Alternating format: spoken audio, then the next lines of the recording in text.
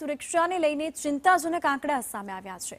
છેલ્લા 8 વર્ષમાં 13,86,000થી વધુ મહિલાઓએ અભયમ 181 હેલ્પલાઇનનો સહારો લઈને મદદ અને ન્યાયની માંગ કરી છે।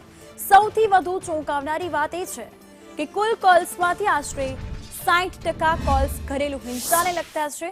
અભયમ આંકડા અનુસાર દરરોજ સરેરાશ 400 જેટલી મહિલાઓ મદદ માટે સંપર્ક કરે છે, જેમાં 31 થી 50 વર્ષની વયજૂથની મહિલાઓ સૌથી વધુ અસરગ્રસ્ત છે।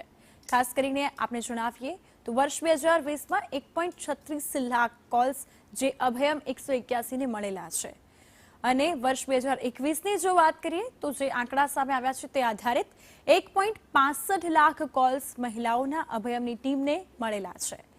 આ તરફ 2022માં 1.85 લાખ કોલ્સ અભયમને મળેલા છે। તો સતત દિવસે ને દિવસે વર્ષે ને વર્ષે સતત વધારો થઈ રહ્યો છે।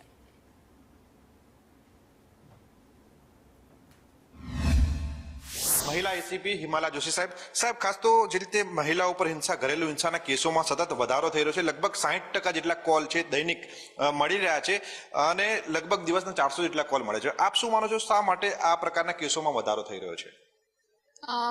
અમદાવાદ શહેરની જો વાત કરીએ તો જે મહિલાઓના કોલ્સ અને પોલીસને એલર્ટ્સ અને જે ફરિયાદો અને અરજી મળવાનું જે પ્રમાણ છે એમાં વધારો એટલા માટે હોય કારણ કે મહિલાઓ પહેલાના કરતા હાલના સમયમાં એજ્યુકેશનનું સ્તર વધારે છે।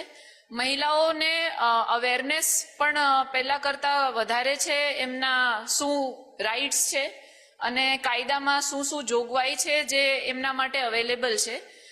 રોજના અમને 2000 કોલ્સમાંથી 500 થી 700 કોલ્સ ઇફેક્ટિવ કોલ્સ હોય છે, જેમાં મેં આપને વાત કરી એ પ્રમાણે એડવાઇસ, રેસ્ક્યુ અને ઇન્ફોર્મેશનને કામગીરી કરવામાં આવે છે અને આ પૈકી લગભગ રોજના 125 થી 150 કોલ્સ એવા છે કે જેમાં અર્જન્ટ સિચ્યુએશન અથવા તો એવી જરૂરિયાત હોય છે જેમાં અભયમ વાનને એ બનાવના સ્થળ સુધી મોકલવાની જરૂર પડે છે।